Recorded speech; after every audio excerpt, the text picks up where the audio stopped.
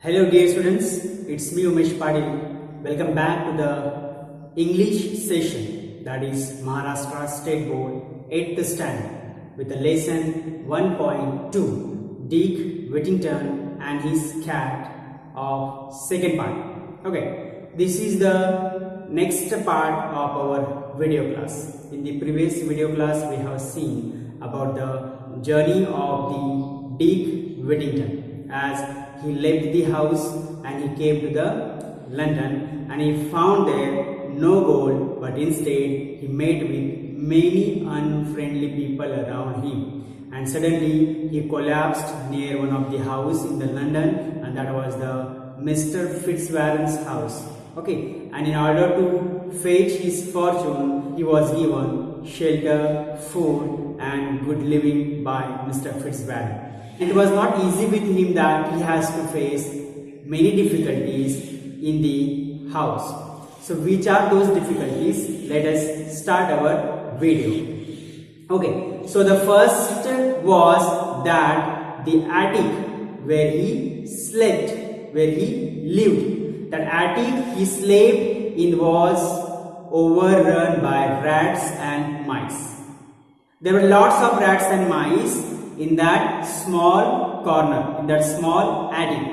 Okay, and at the night they scampered all over him, all over the Dick. They run here and there. Okay, and they make him awake whole night. They couldn't let him sleep, so that he got disturbed. After a time, he solved this problem.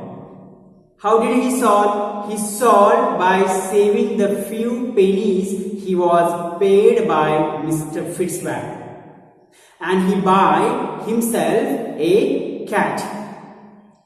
In no time at all, the cat chased away all the rats and the mice, and Dick was able to sleep now very peacefully. That means his first problem was rats and mice, which couldn't let him sleep peacefully at the night. Now that problem is solved due to the cat, because cat was an excellent mouser. The other difficulty which was not so easy to overcome upon. Why? Because the difficulty was the cook's bad temper. She was very rude. She was so unkind, ungenerous.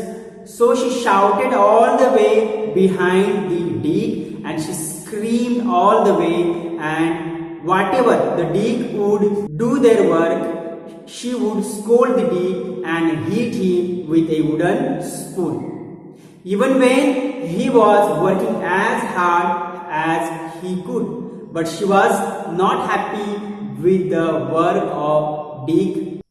Then finally, one day, Dick decided he could not stand it more. That means he could not stand it no more in the house. He cannot tolerate, he cannot bear the bad temper, bad behavior, or we can say the treatment of the cook. So he don't want to stay there. Then one day, very early in the morning, before the cook was up, both of them, the cat and the Dick, they set for their next journey to seek their fortune elsewhere.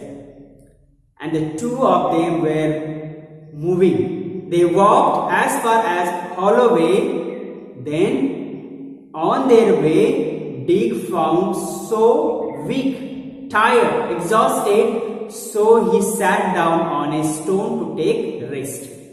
And it was the 1st of November, All Saints' Day, and the church bells were ringing. The church bells were producing the sound. The church bells were giving the message to the Dick, and suddenly the Dick listened something. He seemed that there were ringing some of the message out of that bells.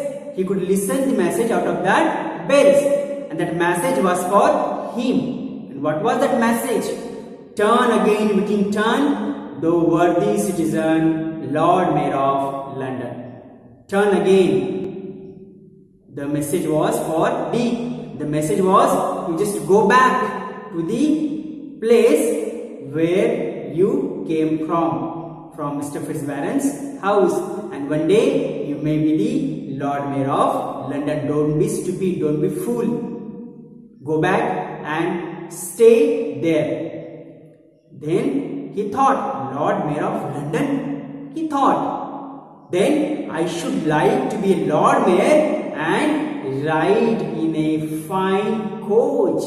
So then I can put up with a few scolding from the cook. So he decided that if I would be a Lord Mayor of London, if that is stored in my future, if that is stored in my fate, then I can put up with the bad temper of the cook. That's what he thought, and he retraced their steps towards the Mr. Fitzwarren's house. Now here in the Mr. Fitzwarren's house, what we could say? Mr. Fitzwarren used to send ships for across the sea to trade with other countries.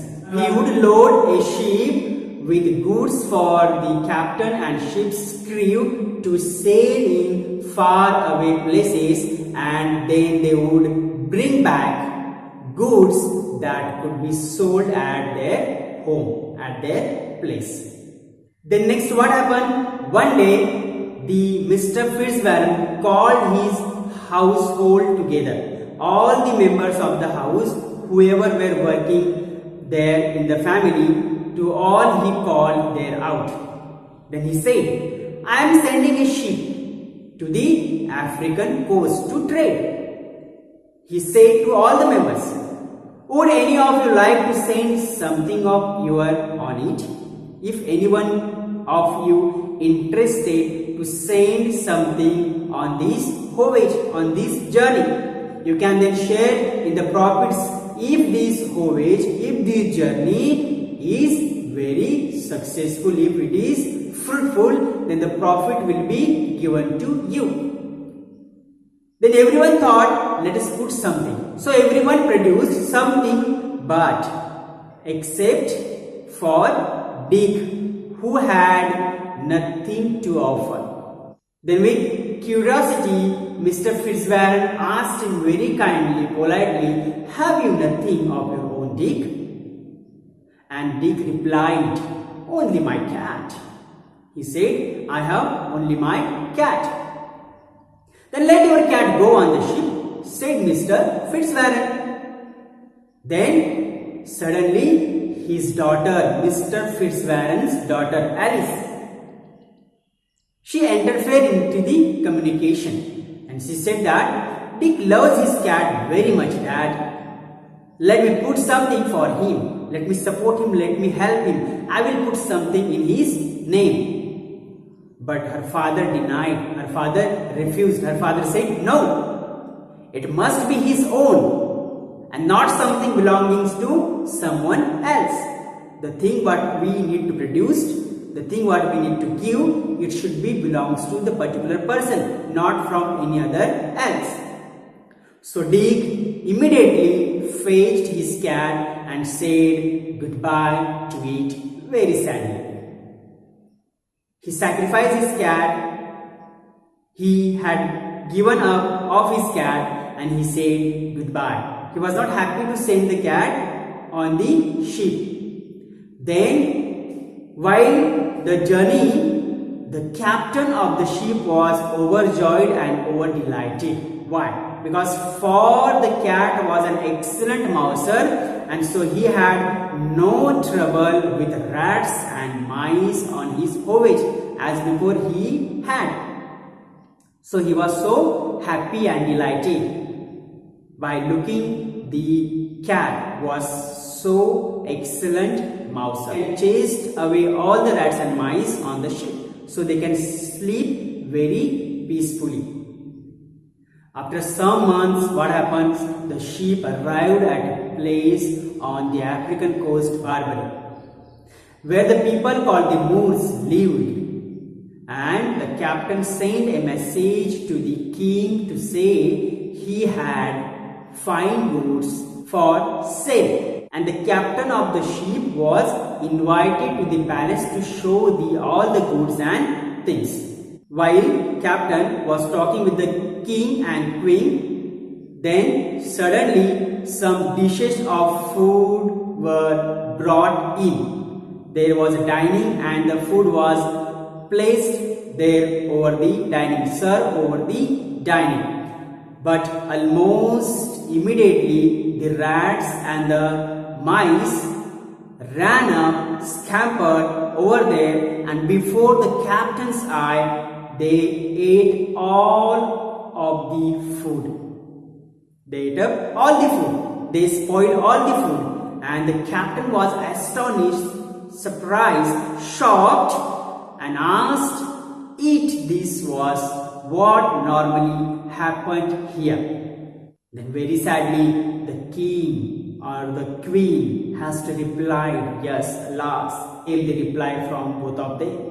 That's the country is suffering from a great trouble with the rats and mice. That is, we could say the country is suffering from a plague of rats and mice, and we cannot get rid of them. We cannot solve this trouble. We cannot solve this problem. I think I may have the answer. I may have a solution on my ship of this problem, said the captain of the ship. And he sent a message asking for Dick's cat to be brought to the palace. And then immediately more food was laid out and the rats and mice appeared again as before. Then the cat immediately pounced, killing at least a dozen before they scattered here and there. She killed all of them, and everyone was so shocked, surprised, aghast, delighted, and the queen asked, "What do you call this animal?" Is the name, she answered too, and said the captain. And when the queen called, "Puss, Puss," the cat went over her and she purred. And the queen was a little alarmed at the first, because she was afraid of the cat. Why? Because very fiercely the cat has been attacking over the rats and the mice, and she killed them. She had fear that she would not attack over the queen, and that's what she was afraid of. She would attack like she attacked over the rats and mice. But the captain told the queen not be so bothered, not be so worried, because Puss is a very friendly animal with people, and she would rid your kingdom of rats and mice. You will get rid of from the trouble of rats and mice very soon if the cat lay here. I would give great wealth to own this animal, said the queen. I am ready to pay whatever the amount you will say for this. So the captain began bargaining, and it was agreed that the king would buy the whole cargo from Mr. Fitzwarren's ship to pay fine price for it. And there was bargaining. They started to do bargaining that the king has to purchase or buy whole cargo from Mr. Fitzwarren's ship for its a fine price and amount, and for single cat, for a lone cat, the king has to pay 10 times the sum again for single cat, and the deal was done between them. And when the ship came back to the port of London, the captain showed Mr. Fitzwarren the gold and the jewel and the amount what he had brought from the Barbary place, and told Mr. Fitzwarren the story of the cat and what had exactly happened there over journey. And the Mr. Fitzwarren, the merchant, sent for Dick, and they called upon there. Now he said, Mr. Fitzwarren said, "From now on, Dick," he said, "you would be called Mr. Whittington, for you are a very rich man." So Mr. Fitzwarren then paid him all the money the captain had received for the cat, for his cat. Now the Dick became so rich. From this time on, Dick worked very hard with Mr. Fitzwarren and became a successful merchant himself.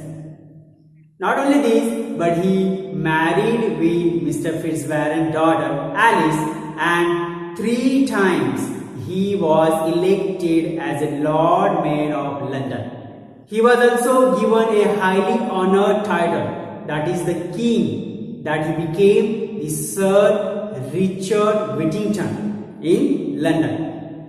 He was not only famous, but he was popular too, for he always helped poor and needy persons with his money. And sometimes when he was old, he would tell his grandchildren the story of his cat and how the bells of London called him back when he was only a poor boy. How he brought his fortune, how he changed his mind, and how everything was inspiring him, he would say.